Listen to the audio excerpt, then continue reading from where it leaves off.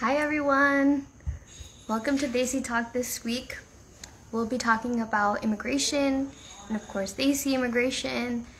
Obviously follow India.currents if you don't. I'm trying to see if we can get Yashu on. Let's see, she's not here yet, but we will get Yashu on, and we actually have somebody that will be interviewing, a very exciting guest who you might have seen already. And she'll be speaking to us about, activism and being actually just like a working woman and advocating for yourself. So this goes really well with our theme of like women's empowerment and inclusion and diversity, and so it's all on brand. And immigration is a really good topic because it's something that impacts most of us. I'm going to get Yashu. She joins.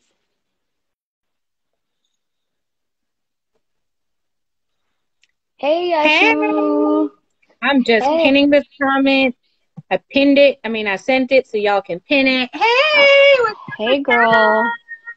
What's up? Ooh, nice earrings. Thank y'all. You know I'm earring lady. So always sparkly. Always sparkly. Listen, I'm always sparkling, right? Welcome, everyone. I'm your girl, Yashu Rao, plus model and confidence coach, and I am here breaking down stereotypes and beauty standards by empowering people to lead life with self-love, confidence, and genuine happiness. Founder of #HappyYashu, confidence and lifestyle coaching, and of course, Air Studios entertainment conglomerate. Who do we have up here? Hi, I'm the managing editor at India Currents, and today we're going to be talking about immigration, which I kind of already said a little bit, but obviously follow India.currents if you don't already follow us. Follow at the Yashu Rao. I'm at Problems. And yeah, let's get into it. So immigration is a great topic. I think it's really on theme, like I said before, with what we've been talking about this month. So tell us, Yashu, what are your thoughts on immigration? Listen, being born and raised in America, we don't really even realize the struggles that immigrants go through. And I hear this narrative a lot, right? A lot of my friends, I would say all my friends, most of my friends are Desi immigrants, meaning they are from India, born and raised, and they moved here. They immigrated here, right? And I hear this a lot where they say, Yashu, you're so lucky you're a U.S. citizen. Like, you don't know what we go through. You don't know what we go through. I commonly hear things like, I'm waiting for my EAD card. I haven't heard back from USCIS. My H-1B visa did not get picked in the lottery. All of these things which go zoop, right over my head, and I don't really even know the weightage that each of these things have. And that can be really problematic. And I think today's episode is going to kind of shed light on the different types of immigration systems that we have in place in America, right? Because every country is different. America has its own policies and its own way of doing things. But I also am so honored to bring a really good friend of mine, a woman who just has this tenacity and this fire in her, who, took on immigration issues head on, and she made sacrifices. She went through the process, and she's going to be here, guys, to shed some light on the real struggles of being an immigrant to this country, and how she overcame some of the difficulties, but some of the things that she's still struggling with, just so that you guys can be educated and have perspective, so that next time if someone says you don't understand, you can say, I don't know exactly what you're going through because I'm not an immigrant, but I can understand or try to understand. Tell me what's going on and how I can help you. And that's the most important thing. Or even helping provide resources or emotional support. It requires some amount of empathy and understanding of like what is happening in that context of immigration. So speaking of the context of immigration and how it's affecting Asian Americans and Desi communities and also other communities, right now on the Senate floor, they have the U.S. Citizenship Act, which is supposed to be a racial justice act, really. So immigration is just racial justice because, what does it mean to be able to come into this country and be successful or be able to have access to opportunities, and that depends a lot on your immigration status. So some quick details: 11 million undocumented immigrants are living here.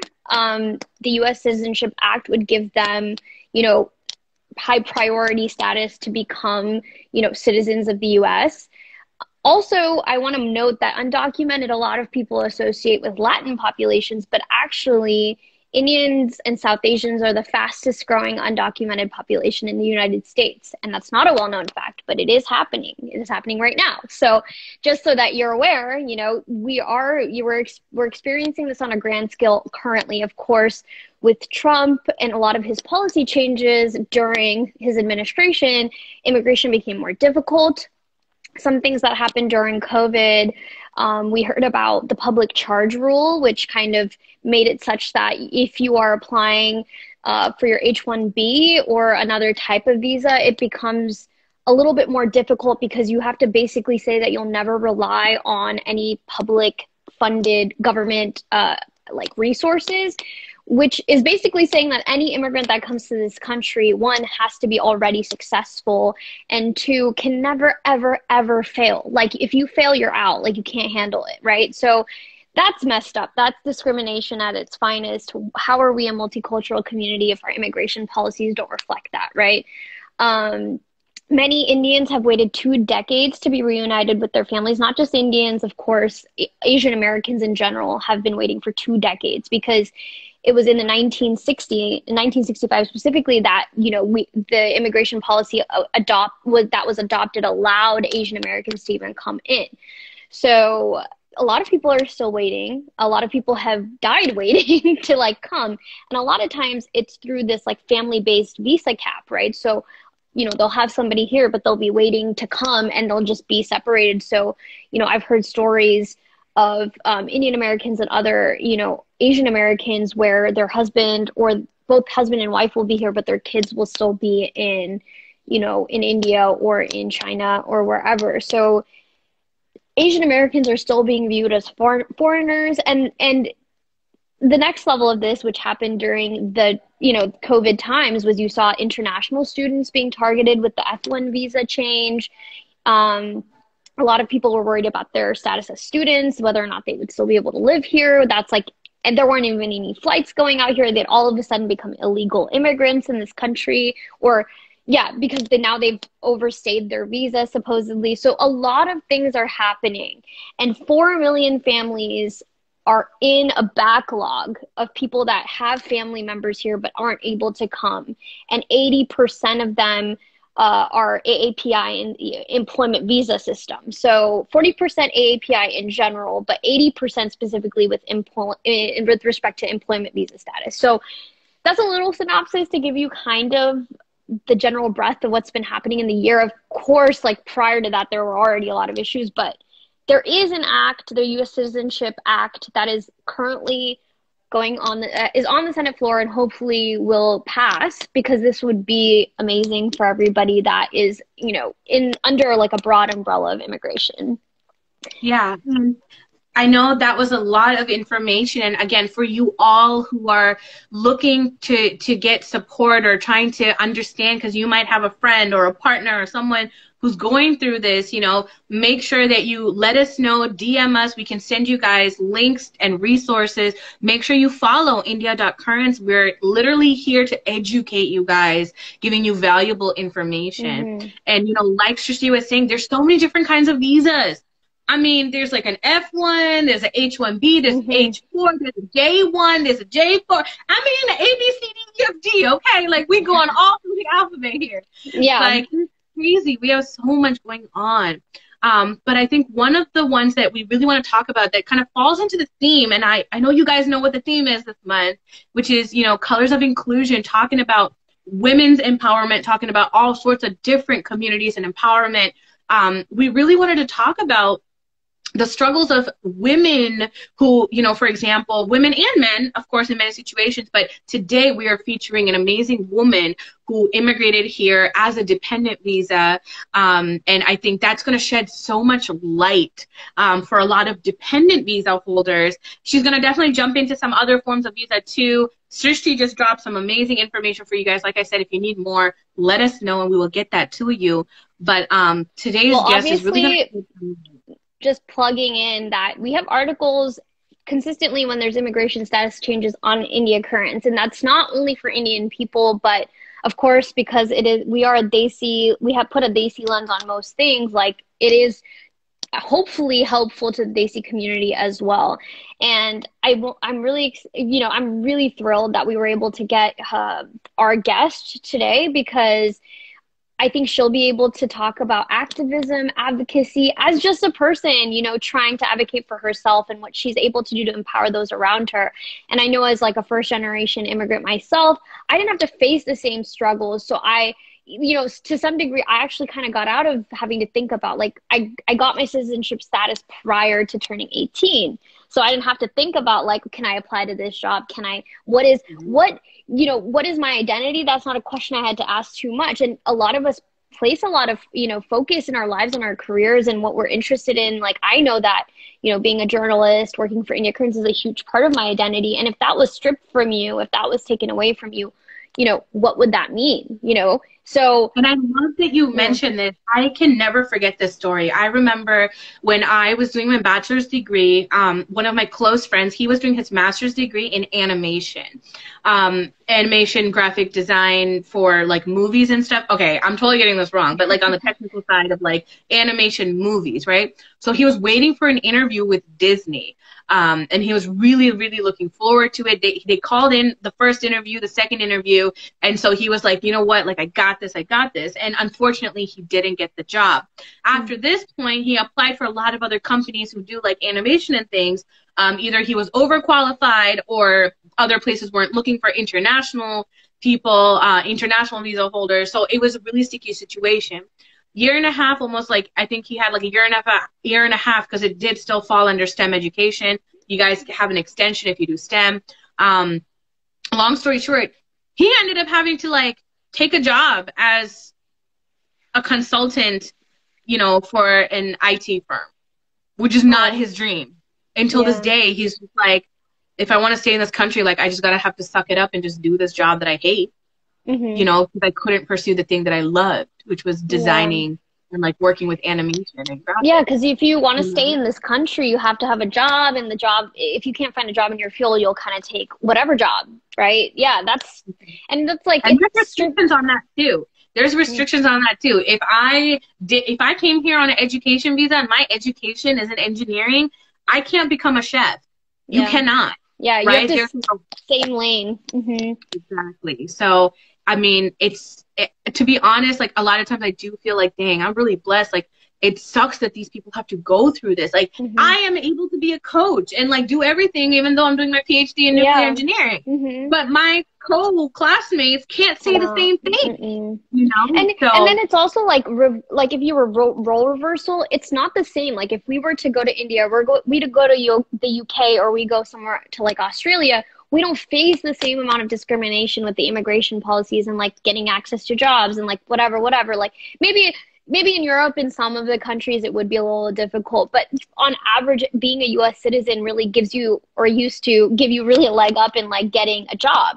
So people coming here who are like, this is the land of opportunities, the land of multiculturalism, this is where like things are happening, and they want to make things happen and can't make things happen because of the way that immigration policy is laid out. That's so, it can be extremely like depressing. Like, it's like a drain on your mental health. Yeah. So let's bring our for me, and this topic really hits home, because one of my best friends who I was planning to, like, we were in a relationship, considering even getting married, right? We were together here, and during he was here as a student on a student visa, And I remember he was trying to extend his semester, right? Because he needed to stay one more semester for this co-op opportunity, whatever.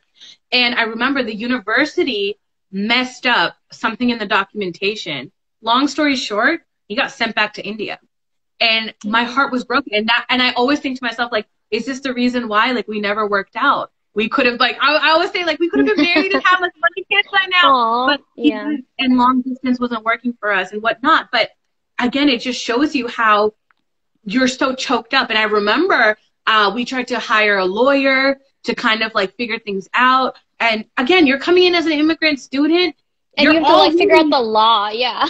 Yeah, and you're in this much of debt already coming here on an education visa, right? A lot of people take loans when they're coming here. So money was not an option. And I remember, like, we would call USCIS, we'd be online holding for, like, 2 hours sometimes, just, like, on hold. And when we called them, they would just be like, call us back tomorrow, bye, and just, like, hang up on us. And it would be so frustrating. And I remember we would just be like, we're going to figure this out. We're going to figure this out. Yeah. But navigating the law and navigating, like, a totally different language and totally different set of cultural, like, norms and things like that to get what you need.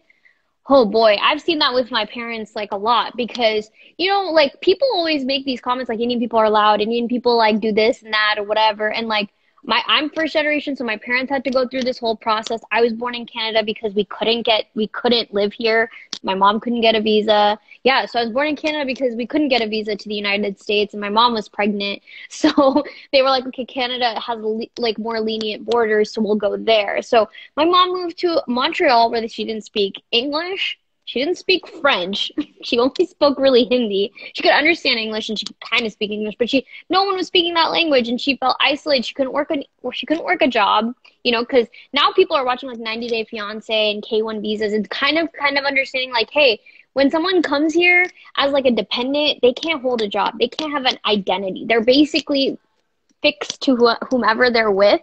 And, like, you know, my dad didn't know how to be with a woman, like, be, like, taking care of her, because he'd never done it in his life. So this is his first time, and he's having to do it all for this woman who's pregnant with his child, and she's, you know, it's, like, very emotional. And I'm like, you know, it's, I love that you're mentioning this about, you know, being on this dependent visa and you're kind of tied to this person, because today's speaker is going to literally talk about her journey as a dependent visa. And I think that's I didn't mean to cut you off there, but I was like, yes, like, that's a perfect lead-in. Like, that's a perfect segue. Let's bring her in. Let's bring her in. Why don't you do the introduction, and I'll try to add her on. Oh, I'm very excited. We can maybe do a three-way. So three-way call video, not anything else. But I'm excited. Let me do that while you introduce her.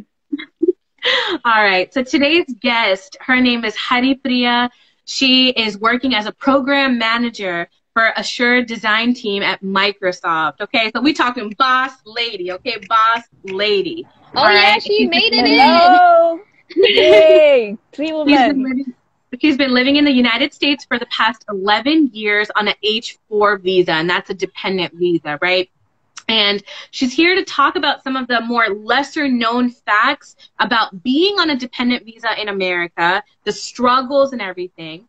Now, apart from that, Priya is a good friend of mine. She's a woman of fire and tenacity on a whole nother level, okay, guys?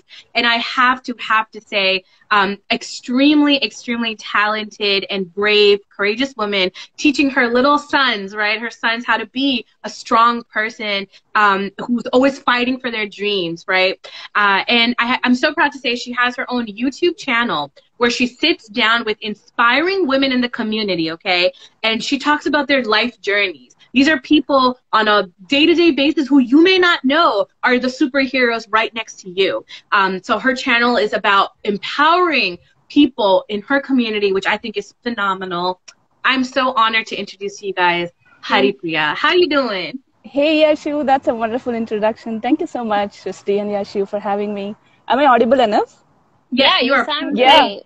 So it's 54 degrees in Seattle, which means it's summer. So I'm just outside with the boys. Yay! Awesome. Yes, love it. She's multitasking. You got to do it all. Yep, I got my work here. I'm watching the boys. I'm doing this. You know, it's a mom's job. Immigrant hustle. Yeah, you got the hustle on lock. So first of all, I want to say thank you so much for joining us. I know I've never officially met you, so thank you for coming and doing this podcast Sure. with us. I know that you sit down with inspiring women, so it's really great to have you on the other end of this where we're talking to you Totally. and Yes. what your experience is. So Yeah. let's start with like, who you are, where you're from, what you do, and how you got to be at where you are at right now. Sure. Hmm. So as Yashu just introduced, I'm Hari. I'm living in Seattle right now, but I moved to the United States in 2009, probably about 11 years ago. Like as we were discussing, I am the dependent visa holder, just like your mom. Like I came here following my husband, who is on H-1B visa. Little did I know about what I'm signing up for then, right? So Right. these 11 years has been a long journey, like back in the day, internet wasn't very prevalent. Like I didn't have enough information about like what's happening in the United States. Like I barely knew the city that I'm coming in for. Hmm. So it's been a long, tedious journey, like fighting with the immigration system. Like, but the Hmm. first 2 years were like wonderland. Wow, I'm in America. I'm exposed to new culture. Like everything is so perfect, so clean here. But then, as things started to roll in, as I started to have kids, and when I wanted to have a career of my own, so that's when I got the reality of what American dream is for a non-immigrant. So Hmm. it's not even for an undocumented immigrant, right? It's like No. we're all who came on legal documents on H-1B, like who are fully qualified to do all the jobs, but it's just I was baffled about the crippled immigration system, like unfairness, like it's very biased to the Like, people who are right. eligible. I think like you're seeing like now there's a lot of rhetoric around like anti-Asian sentiments and all this stuff Yeah, that's happening, but that has existed in the framework of America for so long. That's why these right, immigration policies exist, right? They're not alienating just Latin American people or whatever. It's alienating everybody that's basically not from white, and so I'm so glad that you're empowering women around you to like advocate for themselves because I don't even, if I had to navigate that system as a person, even though I grew up here for a long amount of like a long time, I wouldn't know what to do. I wouldn't even know where to start. right, um right. Yeah, so yeah. we would call the first generation Americans ABCDs. So we're on the other set of the alphabets, H, K, visa, J visa. So I'm telling you, throw all of the alphabets in there. But I yes, have to see. So you are on an H4 visa, correct? An yes, H4. a So what H4 is an visa. H4 visa? Sure. Can you explain a little bit about that and how you get that? How do I apply for that? Or how did Oh, you sure. apply for that? How does that work? Okay, so H1B visa is a common visa. Everybody knows, like people from India, China, from any other countries other than United States. If you have to work in United States for the tech firm, United States gives you H1B visa. So anybody that follows H1B spouse, like who gets married to H1B, will be granted H4 visa. So which is technically a dependent visa. So Got you. yeah, so they say H4 visa is a golden cage, and I'm going to tell you why. So young women like me 10 years ago, like who gets married to H1B holders, have very little idea what this visa is all about. They just think, all right, I'm just moving to a different country. It should be no different than moving to a different city in India or China or Canada, right? But things are different with H4 visa. With H4 visa, like Srishti mentioned, like her mom, like you cannot work here. You cannot earn even a single dollar being on H4 visa. So you are literally dependent on your partner. Like Hmm. most of the H1B holders are men, so I might say women a lot, but it applies to men as well. There are few percentage of women as well who are primary holders of H1B visa, and their husbands will be on H4 visa. But the struggle is the same. Like if you're on H4 visa, you are disabled career-wise. Like you need to put a pause in the career. Hmm. So Yeah. how did you, so I know because you are, I mean, she's boss lady, she working for Microsoft. So Yes. how do you get a job? I mean, if you are on a H4, how do you get a job? Yes. So there is a caveat to it. So if the H1B holder applies for a green card. So there is the step number one, which is called I-140 approval. So if the H-1B visa, if a company decides, hey, I really like this H-1B employee, I'm going to sponsor a green card for him so I can have him in my company forever. So green card process, as you all know, it's a 10 to 50-year process. At least the start of the application will gives permission for H-4 dependent holder. It gives a work permit. It's called Employment Authorization Document. That's what you call EAD. And we didn't have this back in the day. This was a new rule implemented by Obama in 2014. So I came here in 2009. So many women before 2014, like they never worked on H-4 visa. So this was such a blessing for people like me. So right after I got EAD, thanks to Obama for this law, I started applying for jobs. So that's when I started my early career. I graduated in India and I got married when I was in third year of graduation. So I never had a chance to start my career in India. So you can imagine how hard it is to start from the scratch in the United States.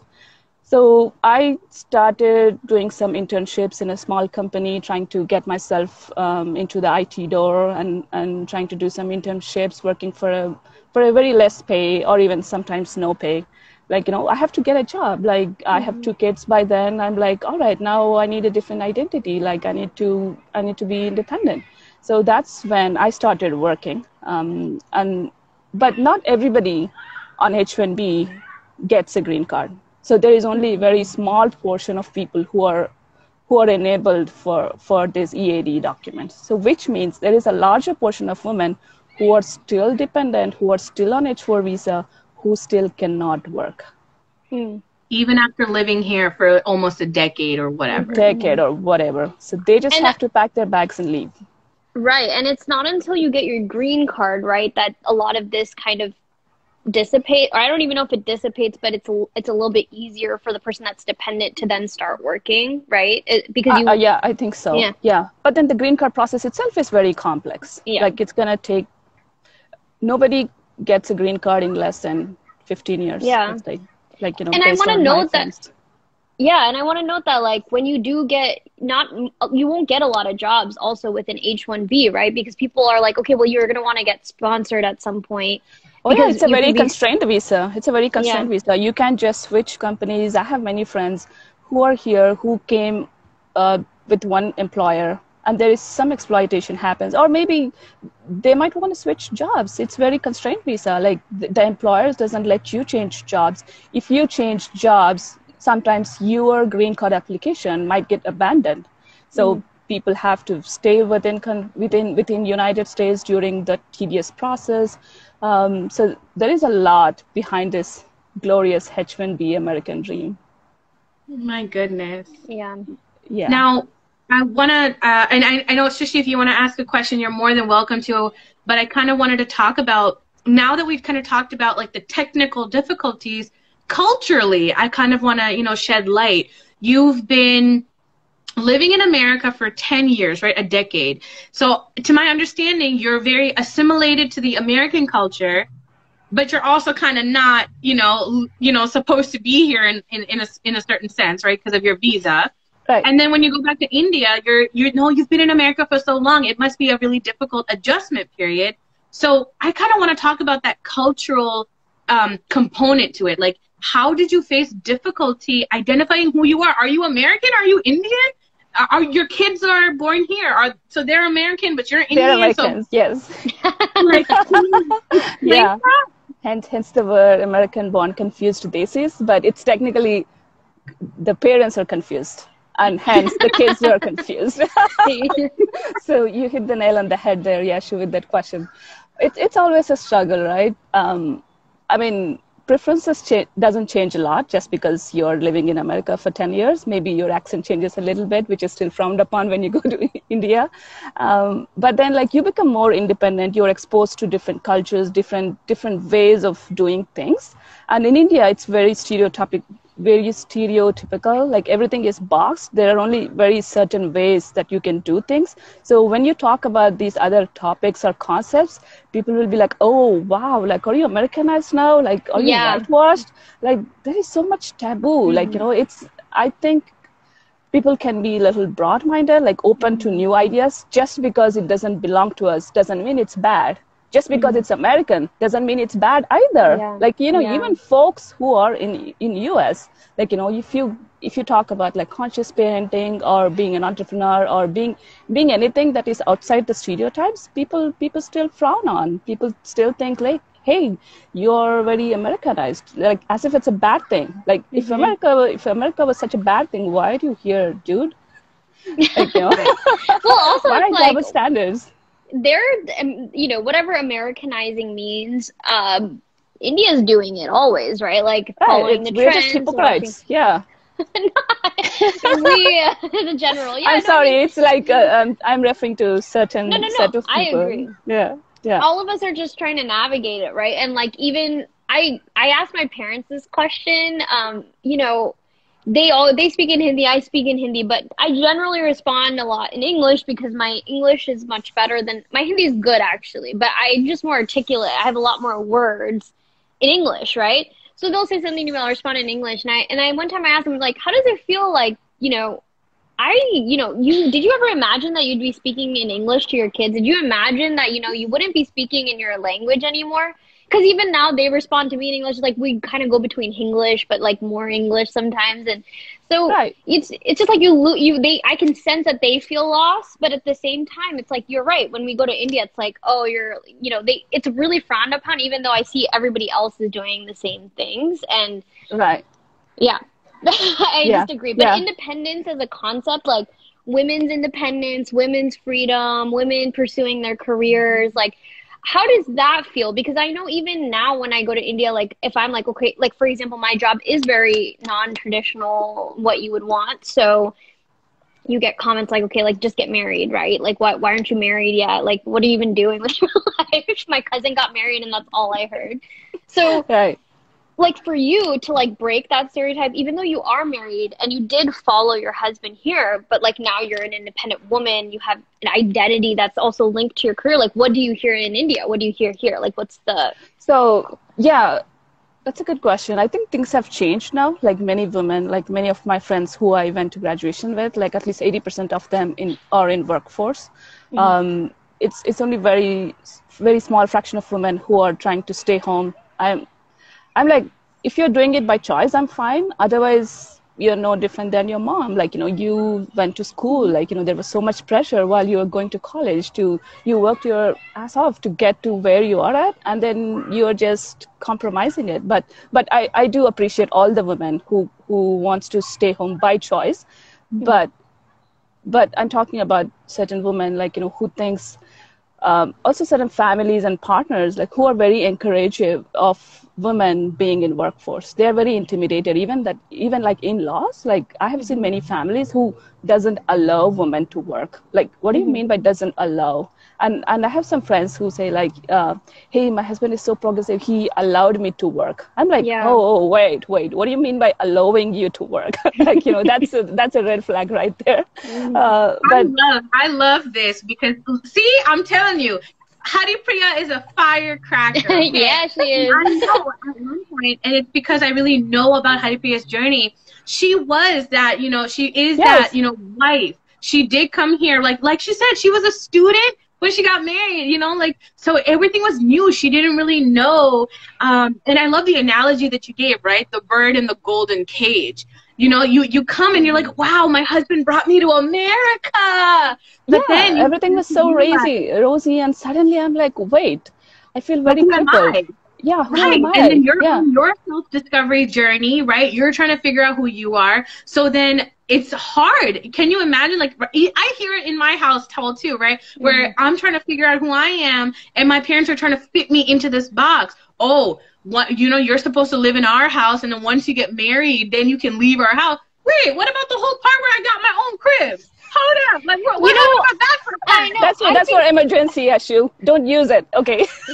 It's like insurance. Don't use it until you need it. Yeah, those views that you're talking about that, you know, you're saying we're in India and maybe have changed a lot. Actually, it's funny because we hold on to our culture so hard, so like grip it so tightly here that you see people imposing it on their children, even though they might potentially not hold those views in general life. I have a lot of friends that I had arranged marriages. Their parents said they had to be married by this age, they had to have babies by this age. You know, Yeah. they're following this stereotype because that's what they're being told. And it's like, it's crazy because what is being Americanized then? Like, we're not, Yeah. we're just doing the same thing here.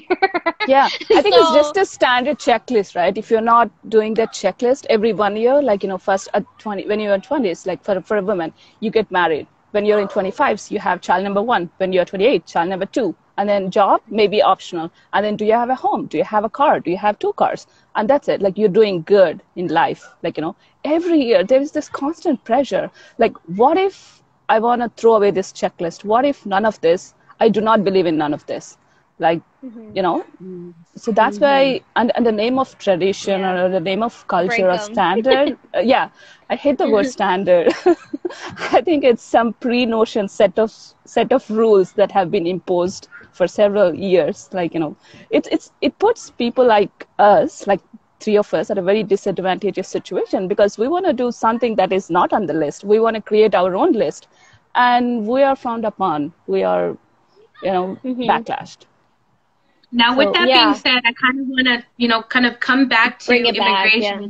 And for all of our viewers, if you have questions about immigration, go ahead and drop it in the comments. If you want to show some love and support to Hari Priya for representing all of the immigrants in this country and in other countries, go ahead and drop some love emojis in there showing support for Hari Priya.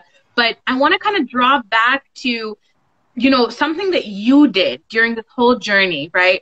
During COVID, which put a really huge kind of like punch on the whole immigration system, which Srishti kind of talked about a little bit earlier. This was during the Trump administration. So there were many different laws that were kind of passed.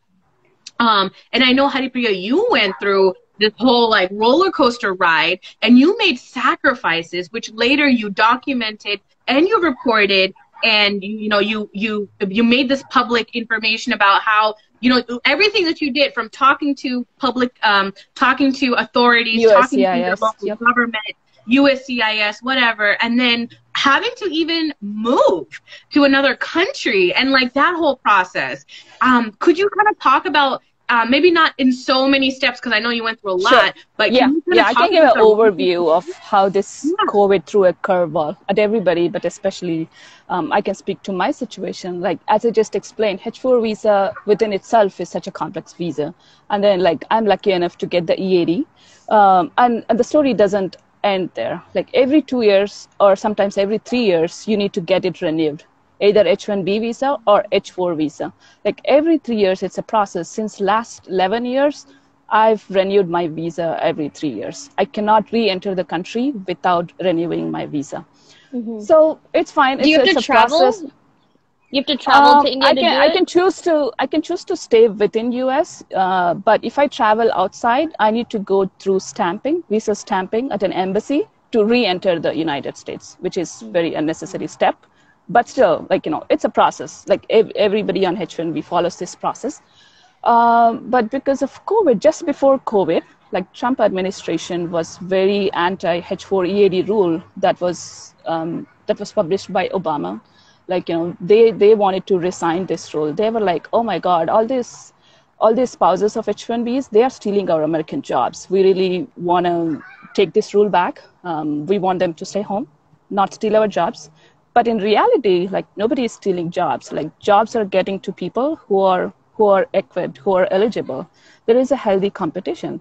But then, how the Trump administration was. So they tried hard to fight to rescind this rule, but then they failed at court.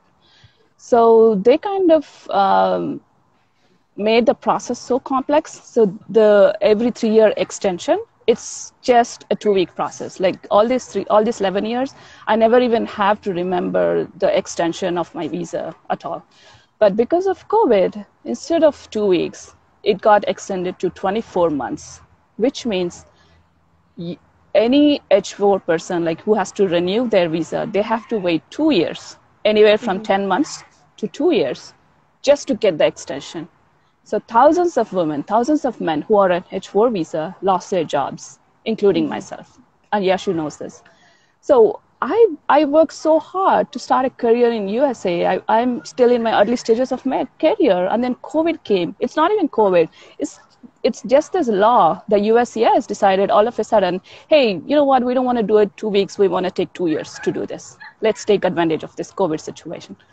So that left thousands of women, kicked out of the workforce, and there is no way to fight with USCIS. Like Yashu, like you mentioned a while ago, every single day I call them, what is happening to my application? They're like, just wait. Oh, we're doing this. So it's first come, first serve. I felt stuck. Like I was waiting, I was looking for the application. It didn't even happen like overnight. Like first it was like, hey, instead of 2 weeks, we changed to 2 months. And then incrementally they changed. Every month they're like, it's only taking forever. Like my manager was able to hold my job for a few months, for 2 or 3 months, but not more than that. Nobody, he is kind enough to hold the job for me. But how about the other thousands of people who have lost their jobs just because they don't have this extension, right? So, and then my workaround for this is my manager was like, Hari, can you go to a different country where you're allowed to work? Like being on H4 visa, if I don't have that extension, I cannot work. So it would be illegal. That's when I decided to travel to India, change everything with keeping the same job, change everything to Indian payroll. And I started working from there. But then in parallel, I was continuously calling USCIS, hey, what is the status of my application? Every single day, there are several weeks that I slept crying. Even kids are part of this journey. Like they see me calling them, they see all those intimidating responses that I'm getting. Like they would just shut down, hung up on you. Like I'm like, what am I doing wrong here? I paid fees. I paid like $500 for this application. It's your job to process this, and you're taking forever. And my job is at stake, and my career is at stake. So I was very infuriated and frustrated and intimidated. So I kept calling them every other day. And there was this one phone call I remember that broke my back. Like he was very rude, the USCIS officer. He was super rude to me on the phone. He was like, yeah, you people all deserve this. Like you just have to wait until whenever we respond.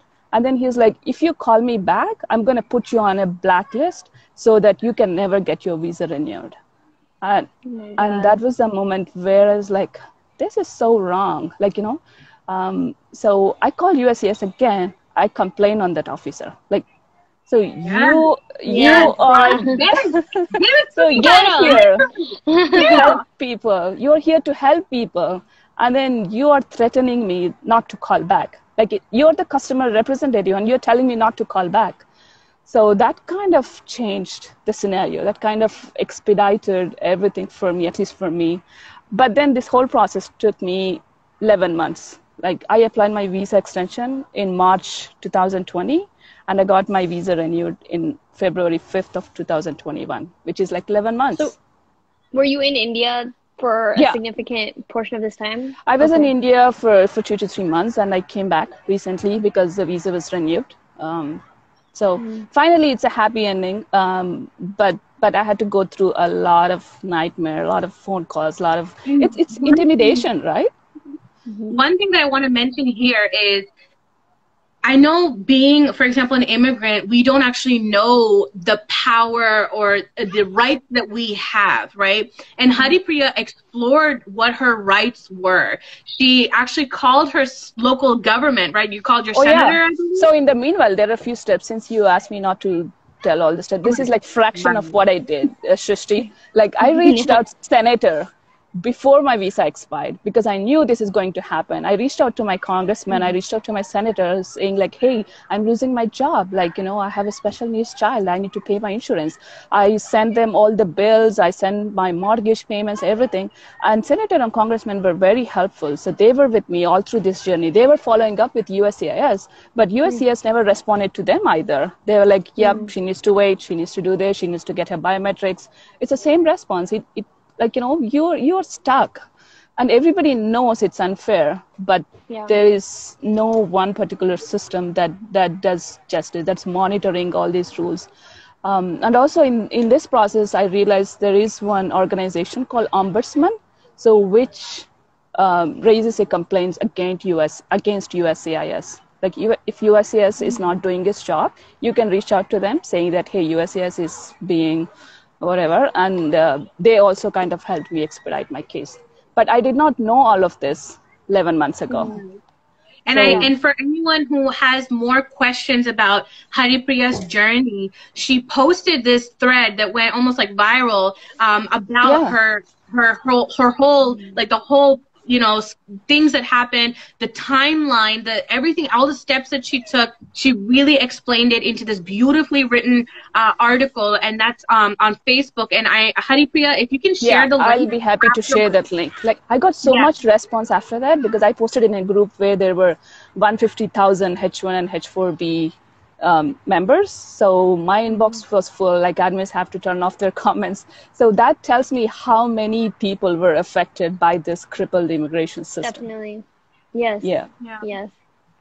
Thank you for sharing your journey. I mean, even if it wasn't as in great detail as we would have wanted, it's, you know, it's inspiring to hear of somebody that, you know, moved here and then advocated for themselves, because there's that fear, like the fear that he, you know, instilled in you. I feel that fear. Like I wouldn't have called back. I would have been like, okay, I don't want to mess this up. Like I don't want to mess up the process. I'm just gonna wait, you know? Yeah. And you know what, Srishti? That's a frequently asked question that I got. Will I have a problem for my green card application? Hey, you raised a complaint. Will anything happen to you? I'm like, what will happen to me for asking the right question? Like, is there any law that prevents me from doing the right thing? Like, I wasn't guilty at all. I'm like, why are you asking me this question? Like, it's your law. It's your right. Like, they are the ones who is messing up. So you have all the right to go and, you know, if this is a country which will affect you for asking the right questions, then probably it's not the right country for you to live in. 100%, 101%. Yes. Thank you. That's so empowering. And it's amazing because, you know, advocacy, people think like advocates and advocating for yourself or like navigating the system of the government or whatever. It requires like help, and it requires it. I see you're asking for help, but you're also doing the things that you could possibly do to like spread awareness or get the help that you need for yourself. And that's something we should tell, you know, that's something I would want every immigrant to know is like, if you are afraid or you're scared, you should be able to ask for what you need because there's nothing that you're doing that's wrong. So yeah, I'm so proud that I was able to retain my job now because I did all of those steps. Like, you know, I even had to go step out of the country, like leaving my kids here.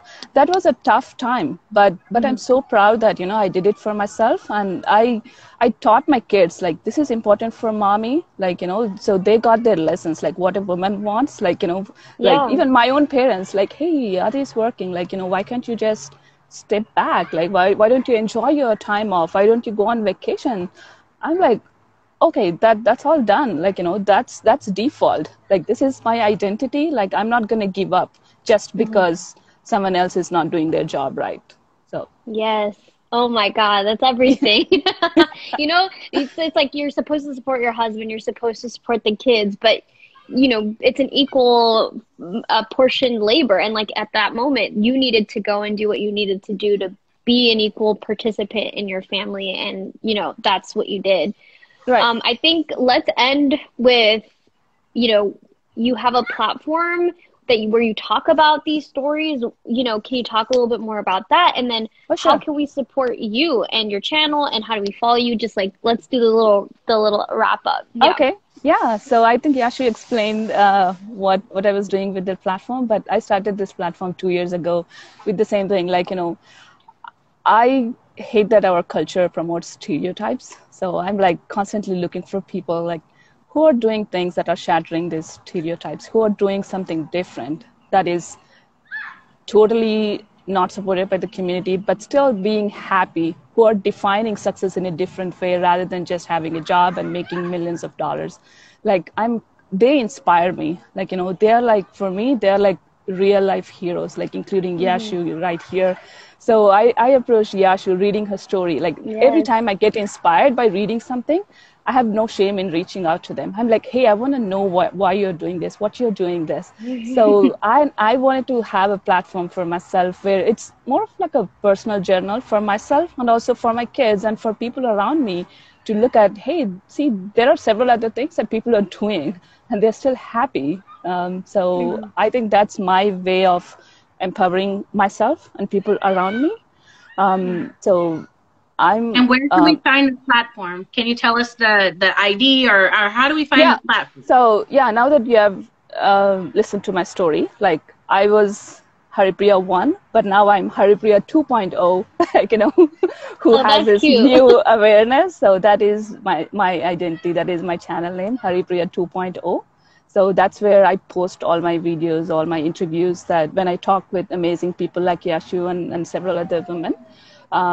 So yeah, people can reach out if they have any inspiring story. I'm always up for learning more lives. It's like reading a book for me.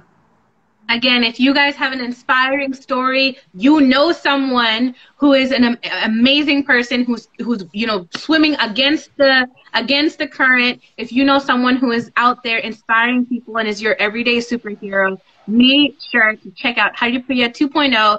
DM her on Instagram, Haripriya_2.0. All right, so we can go ahead and highlight them on It's channel. pinned in the comment if you want to follow Thank her you. and support her. Yeah, you can find her. Yeah, so I believe think like telling these stories in a personal level like gets more reach. Like I'm not targeting at a big audience or celebratory audience, but it's more like my friends. Like for example, I'll just give you a small example before we wrap up. Azra, my friend, messaged me Yashu yesterday. She just had a baby and she's not able to love her body as much, and she couldn't go to a wedding because she is very unhappy. And she's like, Hari, I'm watching your interview with Yashu and it's so empowering.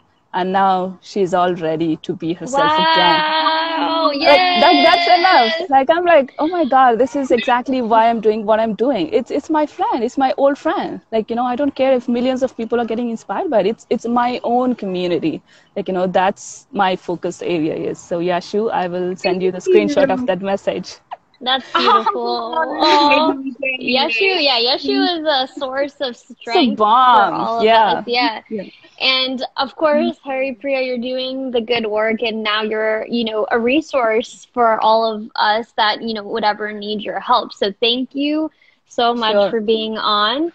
And you're welcome to log off the chat. There's that X button at the top that'll help you out. Yeah. Thank you so much. Thank And you also, so by the way, much. Yashu is my confidence coach. So thank you, Yashu, for whatever you do in parallel to being my Yes. friend.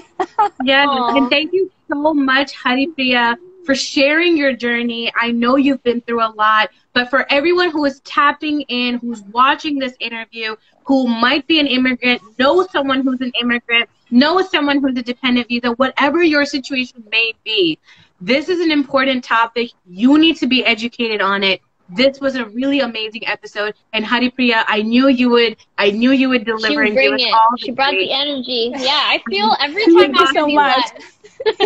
Yeah, Thank nice you. meeting Yeah. you, Srishti. Thank you for Nice accommodating to meet you this. too. Yeah. Of course. Yeah, Okay, love you both. bye. Bye.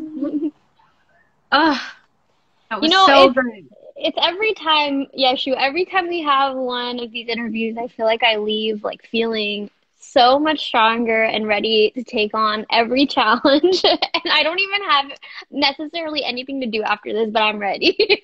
Right. I'm so happy Haripriya came on here. Again, guys, go follow Haripriya_2.0. Check out her interview series where she interviews influential and inspiring people in her community. Haripriya 2.0. You can find that on YouTube as well as her Instagram and Facebook pages. And again, make sure you support India.Currents, bringing to you guys valuable information. Today we talked about Desi immigration, the struggles behind Desi immigration, which is a huge topic for people who are Desi immigrants and people who may not be, but you need to be educated on this topic. I feel like I'm ready. Like, where's my word? Like, I'm ready. I'm ready.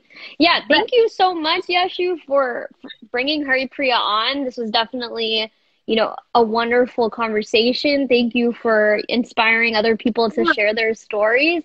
And, I just want to quickly touch on, being an immigrant, it's not a linear experience. It's also not a singular experience. And even if you aren't an immigrant, you can empower others by just supporting them. So, talking, listening to their stories, trying to figure out resources that could potentially help them. And, just it's not like a South Asian thing to be an immigrant, right? Like her story is not just a South Asian story. It's a very broad, like this is what people face. And like I know, having heard my mom's story, how much it hurt, like it, you know, impacted her to not have an identity and not have any way to like communicate, you know, who she was. And I'm glad that now she is able to after many years, but it's like a very difficult thing to have to go through something like this. And I can't imagine, like, she's so empowered, but like it is traumatic to have to relive like going through something like that, and the children to go through something like that. So Absolutely. thank you. Immigration is hard. Immigration is hard. And as people who are maybe not immigrants, what you can do is, again, be educated and help your person. I remember when Priya was going at the peak of this, H-4 dependent visa situation, I really didn't know anything. I don't really know anything about the whole immigration system. I really didn't know anything. So I would tell her, okay, well, what are the options out there? And she would say, well, I could just quit my job and stay at home. I would have to go to India, leaving all my kids by themselves here. I would have to do this. And I would say, okay, let's weigh the pros and cons of each of those choices. Like, I would just be there to help her process so that she could ultimately make her decision, right? Yeah. We have a comment here from Mafuzatu, who is an immigrant. She says, it's traumatic. It is hard. Yeah. It is hard. It is. And I see the struggle all the time. But again, the best way to go about it for both immigrants and non-immigrants is to educate yourselves, understand your policy, understand your rights, which is what Priya did. She went, she checked her rights. She said, you heard her. Y'all heard her. She said, we should all take a page from her book. Yeah. So if, for example, you're listening to this and you want to advocate and you're not even an immigrant, doesn't matter. The U.S. Immigration Act is actually on the Senate floor. So you can call your senator and say, like, this is an important bill. I think it should be talked about now. I think we need to talk about the fact that immigration policy is actually a racial justice issue, which I think sometimes people know it, but they think undocumented a lot of the times. Right. And this is not just an undocumented thing. This is a process thing. Like the policies in place, the quota is in place. There's, like legal things. USCIS has done so much in the past year to like make it almost impossible to move to the US. So yes, call your senators, call your local congresspeople, and get this ish on the floor, dude. Let's get it going. So with that, I think we should probably end this because it's been almost an hour. So before Instagram shuts us off, we're gonna call it a wrap. Okay. Thank you guys so much. Be sure to follow us. I'm your girl Yashu Rao, and my co-host, I'm Srishti Prabha, and you can follow us at the Yashu Rao, at India.current, and at Problems. Bye, Yashu. See you next week.